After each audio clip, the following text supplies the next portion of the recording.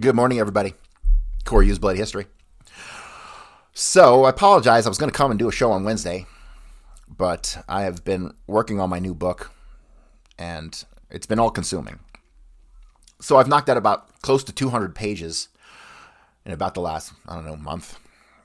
And let me see, where am I at? It goes Oswald's life from birth through September 11th, 59 is the scope of the book.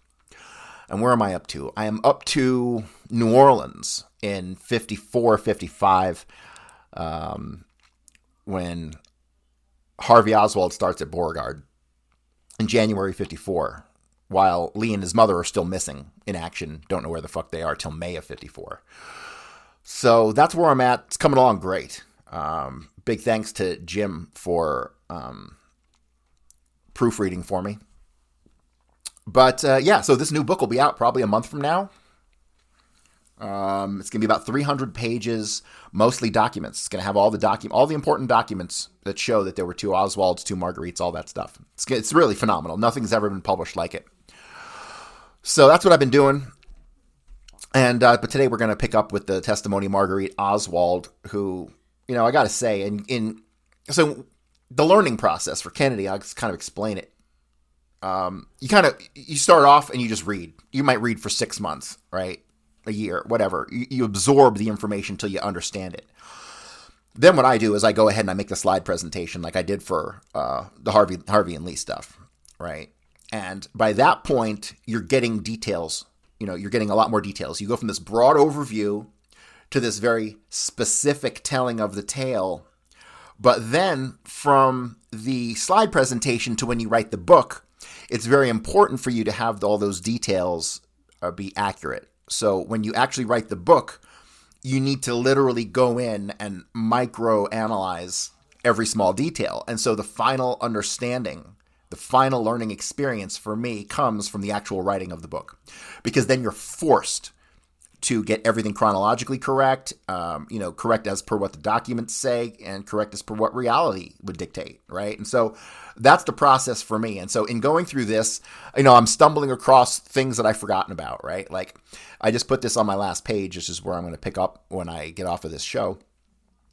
Lillian Moret, who is Marguerite's sister, right? I talked about this one time before, but I'm going to point it out again to tell you how fucking important it is. So Lillian's testifying. And Marguerite's her full-on sister. They're not half-sisters or nothing. They're full-on sisters. And there's not that much of the family left. Amanth, not Voitier, but Amanth Jean Carter, who is a sister, she ends up moving away to Knoxville, I believe. And two of the brothers died. And that's what I'm going to talk about for a little bit before we get started on the Marguerite stuff. But she's testifying about when she found out from Emile O'Brien, who's her son-in-law, that Marguerite was in the accident at King Candy. Okay, so it was not the real Marguerite who was working at King Candy. It was the false Marguerite at King Candy. Okay, and so when Lillian is testifying, and remember, Lillian and Marguerite are full-on sisters with no brothers. Okay, Lillian says that she testified to this, and this is going to be in my book. She testified that when she found out about the accident from Emile O'Brien, that she calls Marguerite and she tries to get a hold of Marguerite, and she goes, I called her, I think, or maybe I called her brother. All right? Whose fucking brother? Whose fucking brother are you talking about? I went back and I read it like 5 times just to make sure that's what the context was, and that is exactly what the context was. So in that one fucking sentence, she inadvertently spilt the beans that the woman she's referring to as Marguerite Oswald, who worked at King Candy Company, is not her sister.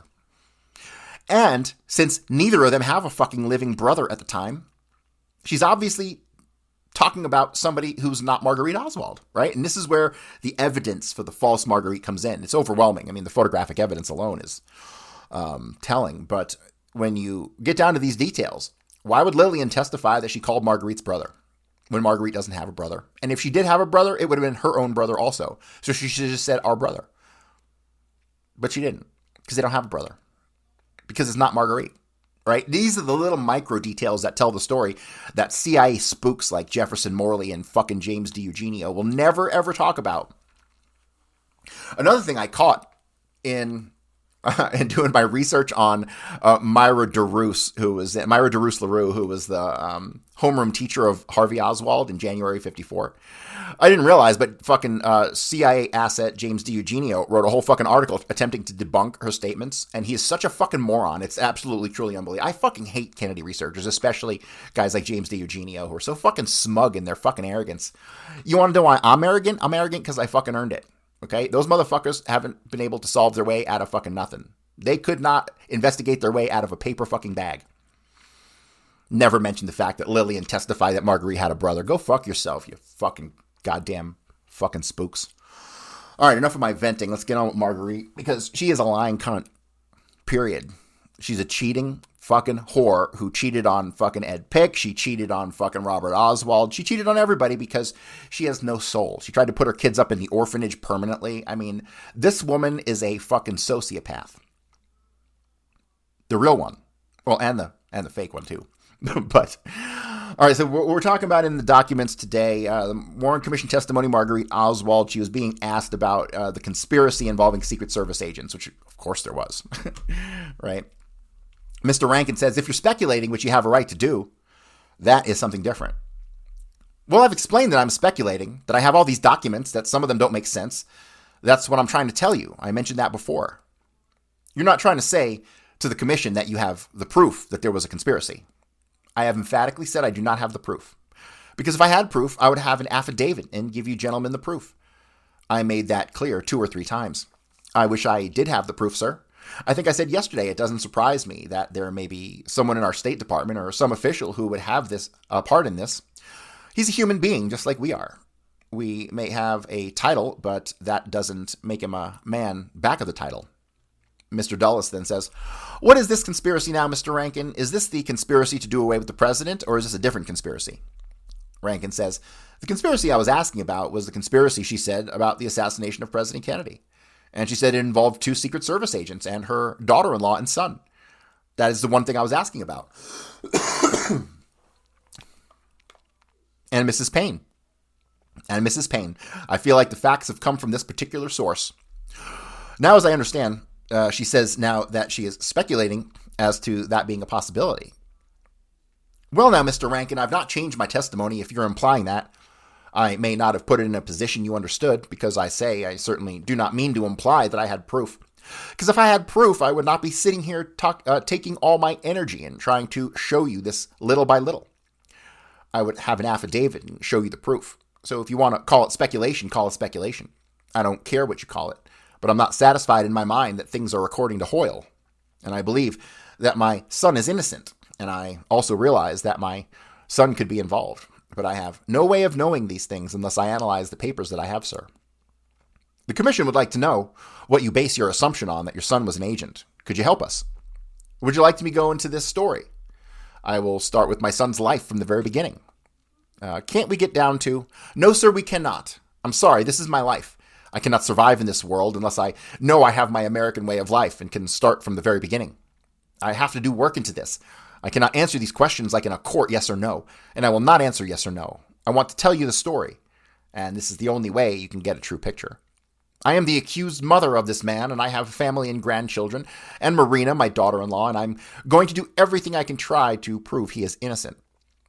Well now, Mrs. Oswald, you are not claiming before this commission that there was anything back at the beginning at early childhood of your son which made you think that he was an agent. Yes, sir, at age 16. Well, why don't you start with age 16 then? Well, aren't you gentlemen, I have a letter from you, Mr. Rankin. Aren't you gentlemen interested in my son's life from the very beginning? I think you should, because it has been exploited in all the magazines and papers. And this is not my son, is what I'm trying to say. He's not a perfect boy. Wait, what? Oh, she's saying it euphemistically speaking, right? This is not my son, like the person they're trying to portray him as. Well, it's definitely not her son in real life either. He's not a perfect boy, and I am not a perfect woman, but I can show a different side of Lee Harvey Oswald, which I hope to do this commission. Well, I plan to ask you about his early life in these other parts, but I thought it would be helpful if you were willing to do it to tell the other commissioners, while Mr. Dulles is here, that what you base this claim upon, that your son was an agent of the government. Yes, and I would be happy to do it. If you have to go to when he's 16 years old as the first point, that will be fine. But if you cover that, then we will go on to other things. All right. I have your word that you'll let me have my life story from early childhood and Lee's life story from early childhood. Now I will start from age 16. Is that satisfactory? Would you do that? Thank you very much. Okay, so they're starting at age fucking 16. Where's Oswald at age 16? He's at the Collinwood address, right? He's at the Collinwood address in fucking Fort Worth. That's where he's at. So they're skipping all the good shit.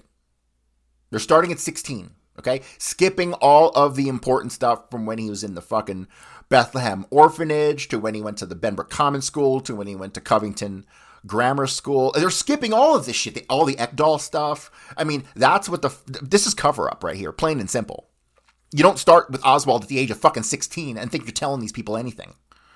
Ugh. You gotta forgive me. I've had a chest cold the past couple days and I've been hawking stuff up. But here we go. Let's continue. Thank you very much. We were in New Orleans, Louisiana at that particular time. No, you weren't. You weren't. On or about October 5th or 7th, and you have this gentleman as my proof that I am telling a true story, and I will have a witness to that. Will be called is a letter. What year, Mrs. Oswald? I said 1959. I'm sorry, 1955. No, wait, 1956. When we left New Orleans is 1956. Am I not correct? I'm a little excited now because of what happened before. See, she didn't leave New Orleans in 56, as far as I know. So let me explain something here. You have Oswald, when he gets out of Beauregard, he goes to Warren Easton High School in New Orleans. Okay. The actual school records say he was there from September of 50. Was it 55? Yeah, September 55 until October of 56. Okay. So that's over a year. It's like he finished all of 9th grade and he started the 10th grade at Warren Easton. Now, spooks like James D. Eugenio will tell you that's an error. It's not an error, okay? That's what the original documentation says. Excuse me. It was when that documentation made its way from New Orleans to Fort Worth at Arlington High School that when they turned the documents over to the FBI, that they caught the mistake. Because Oswald started at fucking Arlington High School in September of 56. Which doesn't make any sense because it means he would have had to take a whole fucking year off. No, that's the official story, right? He started there in September of 56. He was only there a month and then he left for the fucking Marines. It makes no sense whatsoever. But when you look at the document from Warren Easton that says he was there for over a year, which means that there would be an overlap of about a month in Fort Worth, that's when you come to realize that they're bullshitting you. And that's when you come to realize that Harvey Oswald, let me see, where the fuck did he go? Where is Lee at this time? Which one? Oh, it was Harvey who went to Collinwood. So Harvey was in Fort Worth and the real Lee Oswald was at fucking Warren Easton until October of 56. And then he allegedly transfers to Arlington. But see, then you have that overlap, right? Which they made a mistake. The overlap is where the goods are, because the overlap proves that Oswald was at Warren Easton for over a year. And then he took a year off to work. And then he was starting at fucking Arlington in September 56. And then he drops out to join the Marines in October 56. This is all fucked up, right? This is all fucked up. But all the official JFK shitbags out there will tell you that that was just a mistake. Okay, there's no mistakes in this fucking thing. It's obfuscation is what it is. So, all right, let me get back to the testimony. He joined the Marines in 56. Does that help you? No, sir. Wait, we have a note from Beauregard School by me that I was going to San Diego. Do you have that note? We do.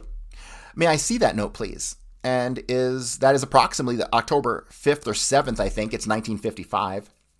I think you moved to Fort Worth with Lee in September of 56. Yes, sir. So it was in 55. I think that is correct. Let me see.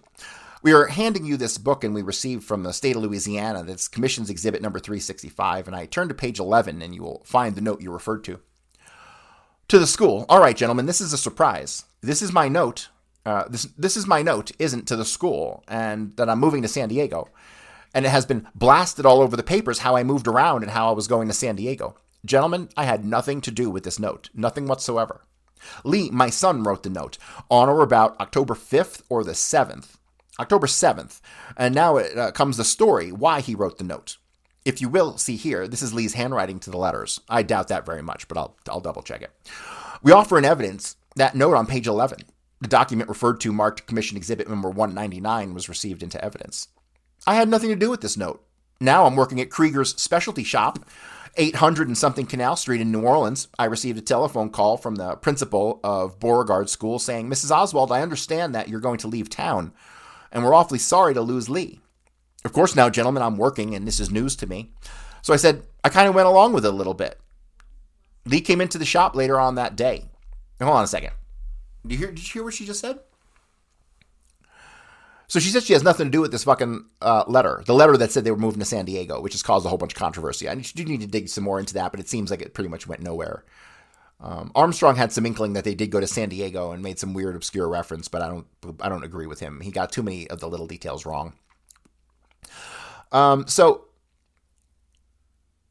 what does she say here? She says, so I said I kind of went along with it a little bit.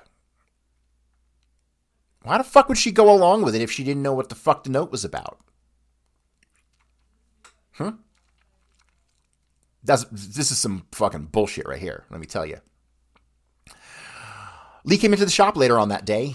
Miss Lillian knew, I think her name was, who was the manager of Krieger's shop, had been for years. She will witness this. He said, Mother, I have quit school. Rankin then says, you say when the school authorities asked you, you sort of went along with it.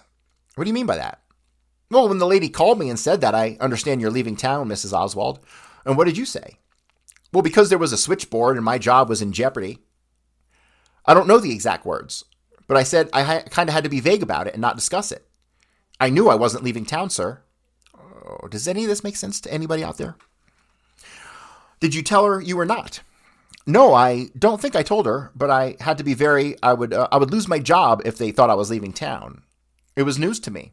So Lee that afternoon from school came into Krieger's specialty shop where I was working and said, Mother, I want to join the Marines and I have quit school. Now, Mr. Krieger, and he may be leaving, Mr. Frank Krieger, who is the owner of Krieger's specialty shop, and all of the personnel there, this is a very small shop. And Miss Lillian, who was the manager, knows of this. I became very excited and I started to cry. And they let me go home with Lee. So Lee was determined at age 16, his birthday was going to be October 18th, right? And this was October 7th. Was going to join the Marines. So what Lee wanted me to do was falsify his birth certificate, which I would not do. And he kept after me like a boy. Now, this is a normal boy wanting to join the Marines. I don't see why you just don't put in that I'm 17 years old. I said, Lee, we cannot do that. He said, everybody else does. I said, no, I'm not going to do it. For 2 or 3 days, Lee and I bickered back and forth about me falsifying his age. So I have a very good friend, Mr. Clem Tshirt, who is an attorney in New Orleans, Louisiana. I called him and told him I had a personal problem. I had not seen Mr. Tshirt since early childhood. I knew the family, that Lee was not of age, and he wanted to join the Marines, and he quit school and told them, we're going out of town. He said, Marguerite, I cannot advise you. It would be unethical. But a lot of boys joined the service at age 16. He could not advise me. My sister, Mrs. Charles Moret, 757 French Street, knows of the complete story. And so does my brother-in-law, Mr. Charles Moret, who also said, let him join, let him go. If he wants to go so badly, let him join the Marines. I, at the time, was living at 126 Exchange Place, which is the Vieux Carré section of the French Quarter of New Orleans. And, by the way, the paper said we lived over a saloon at that particular address. Gentlemen, if you have this information, that is just the French part of town. It looks like the devil. Of course, I didn't have a fabulous apartment, but very wealthy people and very fine citizens live in that part of town. And there are hotels and saloons and courtyards where the homes are. So I was very upset. There was a colonel on the street that I stopped. I didn't know him. I said, Sir, I would like to talk with you. I told him about the boy wanting to join the Marines, and I didn't know what to do. I was frantic, and he was insistent that I let him join the Marines at age 16. So he advised me, well, if he doesn't want to go to school, let him join the Marines. It's done all the time. Now, I was not too happy about this situation. Now, a recruiting officer from the Marine Reserve in New Orleans was in my home the next day when I arrived from work, with Lee in uniform, in the home when I got into the home. He introduced me to him and said, Mrs. Oswald, he didn't tell me what to do. He was very vague about the thing. I said, no, Lee is too young in age, 16, to join the Marines. They are liable to send him overseas. He said there is less delinquency in Japan and those places than we have here. He saw nothing wrong with it. What he was doing was telling me to falsify his birth certificate. but not in plain words. He was telling me it would be all right for the boy to join the Marines. He came to my home personally. So I went to an attorney with Lee because here's the thing. Lee's birth record is in New Orleans, and I knew the Marine Corps could easily check on this child, age 16, his birth record. So in order to have a happy situation so I could work and to see Lee, I went to an attorney and paid $5. And I said Lee lost his birth certificate, the kind of motion to his attorney. I knew it would not stand up. I bought Lee a duffel bag and everything, and Lee went. He told him goodbye, and Lee was going to join the Marines. I had to accept that gentleman. There was no other way I could do but accept the fact and let him go. Who is that attorney? Mr. Clem Tshirt. What did Mr. Tshirt allegedly tell you? Pardon? What did Mr. Tshirt tell you? Mr. Tsirt's a family friend. I know Mr. Tshirt very well. That's Hale Boggs said that. Mrs. Oswald said, he said according to the attorney ethics that he would not be able to advise me. Before you came in, sir, I had stated that. Now, when I get interrupted, I lose. This is a big thing for me. I'm not making excuses, but gentlemen, it is awfully hard to do this. So Lee came home and he said the captain said that he was too young. Now, I don't question much. I don't know whether Lee changed his mind or they sent Lee home. I do not know. I do not question that. All right. Lee at age 16 read Robert's Marine manual back and forth. He knew it by heart. Robert had just gotten out of the Marines and his manual was home, and Lee started to read communistic material along with that. What communistic material did he read? It was a small book he'd gotten out of the library, and I knew he was reading it, Mr. Rankin. Was it in Marxism, or what was it about? No, if you're saying the title is Marxism, no, sir, the title was not. Was it about communism? It was more about communism. I knew he was reading it, but if we have this material in the public libraries, then certainly it is all right for us to read. And I think we should know about these things, and all of our scholars and educators and high school boys read subversive material, which we call subversive material. So I, as a mother, would not take the book away from him. That is fine. Lee's a reader. I've said from early childhood that he likes histories and maps. So that is fine. What I'm saying now, we are getting to this agent part. He is with this recruiter officer, and he's studying the Marine manual. He knew it back and forth. In fact, he would take the book and have me question some of the things. And he was reading communism. Lee lived for the time that he would become 17 years old to join the Marines that whole year. What did he do during that time? Pardon? What did he do during that year? What did he do during that year? He was working as a messenger for Tshirt & Son. He had quite a few jobs, did he not? Yes, I can explain that to you. His first job was Tshirt & Son, who was a steamship people, and he was a messenger, and they had a lot of friends. Now, they say Lee didn't have friends. There were boys of his age while he was working, and he had an opportunity to make friends coming to my home. And one of the young men knew of a better paying job where they had coffee breaks and everything. So Lee took that job, which was with a dental laboratory, if you have that information, sir. And I think that is the only two jobs. No, Lee worked after school for Dolly's Shoe Company. I was working there in charge of the hosiery department. And Lee worked on Friday afternoon and Saturday as a shoe salesman. That was his first job. While he went to school, he worked there. And then when he left school, as I told you, age 16, the first job was Tshirt & Company, steamship, and then the dental laboratory. And that is the only jobs he had in New Orleans. Oh, well, that's not completely true because we have the J.R. Michaels company that he worked for like a week. And she's saying here that his first job was at Dolly's Shoe. So just keep that in mind. So it went from Dolly's Shoe to Tshirt to Pfister Dental Lab. But Pfister Dental Lab, we're going to get to Pfister Dental Lab another time. It's going to be in my new book coming up. That's a rabbit hole, the Pfister Dental Lab shit. So I moved back to Fort Worth, Texas, because Robert did not want to live in New Orleans. Robert was raised in Texas and has his girlfriends all over in Texas. So when Robert got out of the Marines, he wanted to go live in Texas. So I know that Lee wanted to join the Marines at age 17. So in the month of July 56, and gentlemen, I've always been broke. I mean, broke. You have not always been broke, you fucking lying bitch. You've not always been broke, you fucking liar.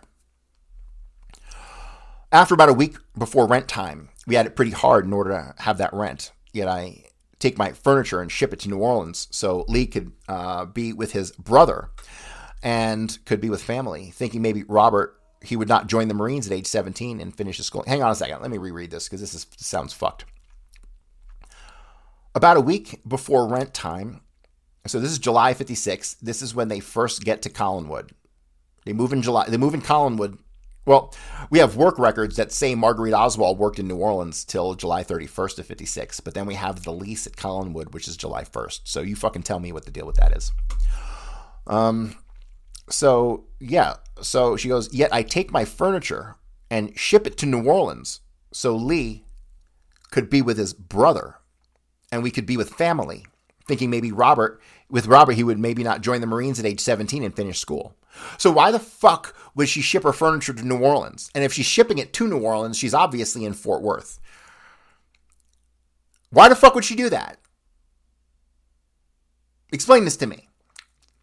They moved to Fort Worth, and in July 56, he's supposed to start at Arlington fucking High School, where he's going to be there for about July, but they move it. He goes to start in school in October or September, and he's there for about a month, right? So why the fuck is she sending furniture to New Orleans? We know with 100% certainty Lee Oswald, the real Lee Oswald, is still back at Warren Easton High School until October the 26th. Actually, no, it's like the 13th or 14th, and he gets in the Marines on the 25th and flies out to San Diego on the 26th. That's the order there. So, yeah, what is she talking about? You see what I'm talking about? When you get into the testimony of Lillian Moret and Dorothea Moret and fucking Marguerite, it's all contradictory. It's all over the fucking place. They're having a hard time integrating the two Oswalds in the story. All right, so continuing on. When Lee became age 17, October 18th, he joined the Marines. The reason why he didn't go to the Marines until October 24th was the recruiting officer at the Marines could not understand his birth certificate because his father had died 2 months before. So I had to send for an affidavit, even though I had the death notice from the paper and everything. And they could not understand that in that 2 months. I had sent to New Orleans for an affidavit of his father's death. And so when Lee joined the Marines on October 24th, from the 18th to the 24th, every day Lee was leaving. We even laughed about it because he would leave in the morning and come home in the evening. And it was because he was born 2 months before his father. So he did join the Marines at 18. See, here's another thing. And it was because he was born 2 months before his father. No, he was born 2 months after his father died. So what is she talking about? Unless this is no, that couldn't have been possible either. I'm still trying to figure out the origin of these motherfuckers. I'm pretty sure they're brothers. I'm still working on it though.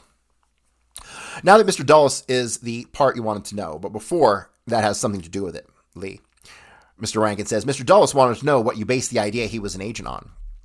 This is one part. This is the beginning of it, Mr. Dulles. I have much more. This is the beginning. Did he join at 18 or 17? He joined at 17. I signed the paper.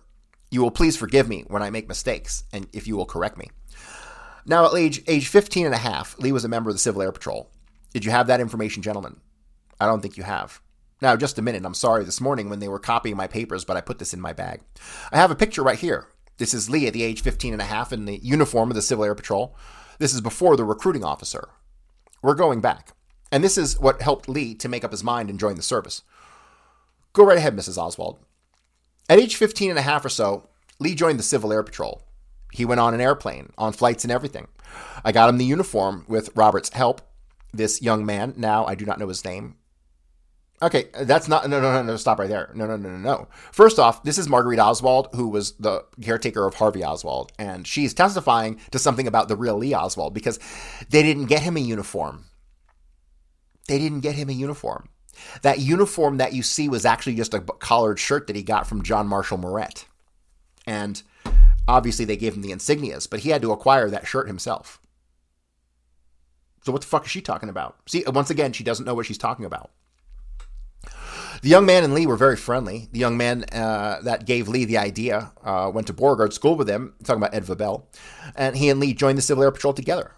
That's the way I wish to state this. And he often came to my house, so there's a close friend of Lee. Lee's not supposed to have any friends. Did he have any girlfriends too? No. Now, neither did Robert or John Edward. No, sir. Neither of my boys had girlfriends until about the age of 17. Did he have other close friends, boyfriends, besides this that you recall? No, sir. I would not say that he had, unless during workout he was working at this time and I was working during the day. But I mean, at the house, this young man came to the house and several other young men, as I told you before. Now we were at the Civil Air Patrol. And that's why Lee went to the Marine Corps, because of the Civil Air Patrol. He wasn't in the Civil Air Patrol very long. Now, up to this point, you haven't told us anything that caused you to think he was an agent, have you? Well, maybe, sir. I'm not doing a very good job of what I'm saying. What do you think you have to say that caused you to think, well, I have said that the Marine recruiting officer came into my house and that Lee then continued reading Robert's manual by heart and started reading communist literature. He's preparing himself to go into the Marines at age 17. This is before he actually joined the service. I'm saying he's already preparing himself to become an agent. Yes, I think with the influence of this recruiting officer. You think the recruiting officer inspired him? Yes, sir, influenced this boy to read the communist literature. Yes, sir, and Robert's Marine book. Is there anything else you can base that on except what you've told us? About him being an agent? Yes. Yes, sir, when I get through the whole story. I mean, as far as a recruiting officer. No, otherwise than Lee's attitude. Lee read this manual. He knew it by heart. I even said, boy, you're going to be a general if you ever get in the Marines. And you based that idea? He had the idea. He was being prepared to become an agent and inspired by this recruiting officer. Yes, sir. By what you've told us about his reading the communist literature and this one pamphlet and also the manual of the Marine Corps. Yes, sir. And then living on when he was age 17 to join the Marines, which I knew, which he did at age 17 on his birthday. Now, what else do you base your idea that he ever became an agent or was going to become an agent on? Many, many things. We always watched, I Led 3 Lives, the program, Philbrick. We always watched that. And when Lee returned from the service and the Marines, the 3 days that program was on, and he turned it off. He said, Mother, don't watch that. It's a lot of propaganda. Okay, so let me clarify something about this show, I Led 3 Lives. This is complete bullshit propaganda. Oswald didn't watch the I Led 3 Live show ever. And I'll tell you why. Because that fucking show didn't come on till after he left for the fucking Marines. Did you hear what I just fucking said? John Armstrong did the work on this. I Led 3 Lives. He pulled the fucking the airing schedule, and he determined this fucking show didn't start until late 56. So the entire story about I Led 3 Lives is complete bullshit. It has been stated publicly the FBI didn't have Lee on the subversive list. I'm probably not saying this right, gentlemen, but the right wing in Dallas, I don't know anything politically. The FBI and Secret Service had a list of names of Dallas people that had to be watched, and Lee Harvey Oswald was not on that list. That would lead to believe there was some reason he was not on the list. Who'd you get that from? From the newspapers and all over. There has been a lot of comment about this through. Now, I don't say it's correct, but what I have explained to you before, my way of thinking, has to go with this. Because I know the boy and the whole life, and you do not, sir. Well, I want to try to find out about all that you know. Fine, and I want you to. Also, Lee's letters, and I have them in the hotel. I didn't bring them because I thought we were through, and you have the copies. Most every letter from Lee tells me something. When Lee's coming back from Russia, he says, I plan to stop over in Washington a while. Lee says in a letter, Marina's uncle is a major in the Soviet Union. I am an American citizen, and I will never take Soviet citizenship. If you read every letter, if you think he's an agent, every letter is telling his mother, if something happens to me, mother, these are the facts. I might be elaborating, but I think my son is an agent, and these things piece by piece are going together as far as I'm concerned. Representative Ford says, when did you first think he was an agent? Oh, when Lee defected. I've always said so-called defection for this reason. Now we come to another letter. I'm going to have to take some time now because we're not going in sequence. The letter Lee wrote me from New Orleans is what I need. Do you have the letter in which he says he was going to Washington? Yes, sir. I gave you that copy yesterday. I don't have the letter with me. They're at the hotel. You gave it to us yesterday. Yes, sir, that he would stop over in Washington. Do you recall the date of that? Well, now, he was supposed to arrive in New York on the 13th of June, 62, and that is the letter. When he arrived, I do not know, and I do not know if he went to Washington. As I stated yesterday, he went to Robert's house, and I was on a case, so I don't know when he arrived in New York. Now, this is the letter. Lee is out of the Marines, and he stays home 3 days, and I have publicly stated, and he came out of my book this morning. Lee came home September 14th, 1959. He stayed 3 days with me, said he would like to travel on a ship working his way, possibly export and import. He remarked he could make more money that way. The next page is the letter he sent me, and then came the news of his being in Russia. So, let me just comment on something. You got to remember, the entire reason Lee got out of the fucking Marines was a hardship discharge to go take care of his mother who got injured in the accident at King Candy Company. The whole King Candy Company thing was a whole fucking sham. So Oswald's application to the Albert Schweitzer College was in March of 1959. March of 59 is so important in the life of Lee Oswald because we have conflicting information over when he left the Marines and why he was given a Russian exam and why he did all of this. He did a whole bunch of academic stuff in March of 59. He fucking got his GED. He got the Russian exam. He did a whole bunch of physical tests. Like they were doing something with him in March of 59. And then I have documents that say that he got out of the Marines in July of 59. And then I have a statement from Robert Oswald that said that after he got out of the Marines, he went to Fort Worth and he lived with him for several months before leaving for the Soviet Union, right? So what are we to make of this? Let me keep going. Now, this is the letter. Lee is out of the Marines and he stays home with me 3 days. And I publicly stated, and this came out of my book this morning.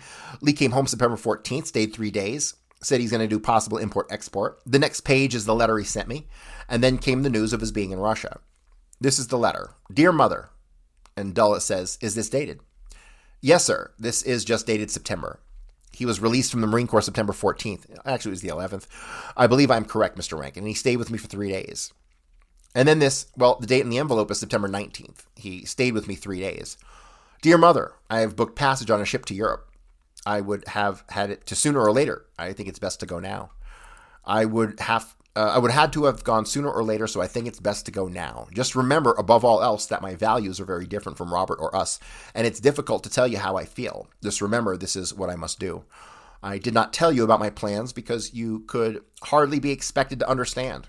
I did not see Lillian while I was here. I will write you again as soon as I land. Lee. What do you think he meant by that? That's what I want to tell you. All this speculation, gentlemen, and that is why I say the Warren Commission, unless they hear my story and the witnesses involved, cannot arrive at a true conclusion. Now, what do you think about this? After a few days later, to get headlines, Fort Worth boy is defected to Russia. And I made the letter public. This letter to say, Mother, he is defecting to Russia, right? This is the way you would read the letter. It is easily read this way when you think that a boy is defected to Russia, so you would read the letter that way. Mr. Dulles then says, Mr. Rankin, do we have correspondence while he was in the Marines? And Rankin says, Mrs. Oswald, do you recall any letters you received from your son during the time he was in the Marines? Yes, I have a special delivery letter. You see, gentlemen, that is why I've tried to explain to you before. If I could have gone from the story, we would not be all so mixed up. This is a letter from the Marines saying he's going to contact the Red Cross when I told him about my illness. Well, that is the correspondence in regard to his getting out of the Marines because of your need for his help and support. That's right. Now, except for that correspondence, you don't have any other correspondence from him while he was in the Marines.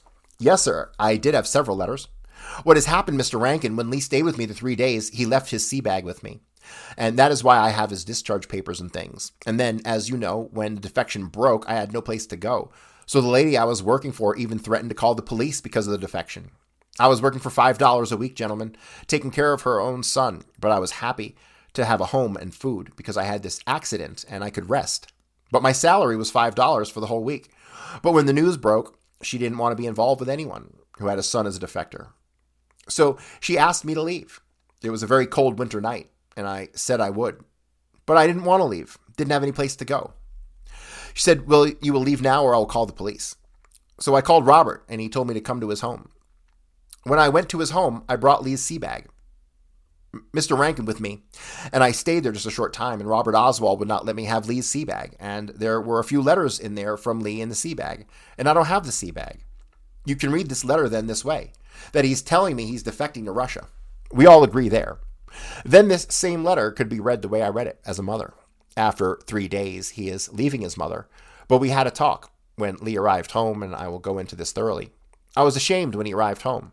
I was in a 1-bedroom and bath in a small kitchen, and my son came in about 2 o'clock in the morning. I've never lived lavishly, but we have always had a nice, clean, moderate house, and remember, I was destitute. I had no money. You have the affidavits, evidently, from the Red Cross. If you don't, I have copies. The first thing I said to him, honey, the first thing we'll have to do is to move and find a decent place. I had a studio couch, which has 2 parts.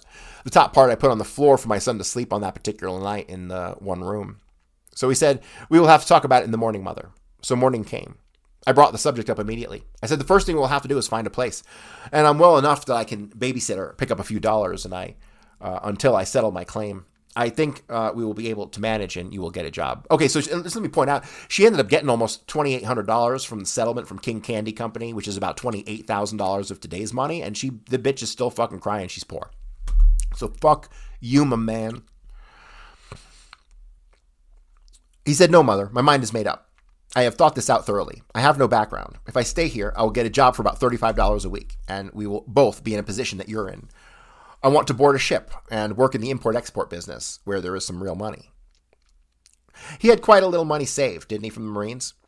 I will tell you about this, please, gentlemen. Actually, no, he didn't, because when you go into the documents, you find that he had his pay sent to his fucking mother. So he didn't have fucking nothing. He had quite a little money saved, didn't he, from the Marines? Well, I'll tell you about this, gentlemen. I have to go to break if you don't. This is very, very serious life that I have gone through. I didn't answer Lee. This is the way I do the children. We will take a 10-minute recess now.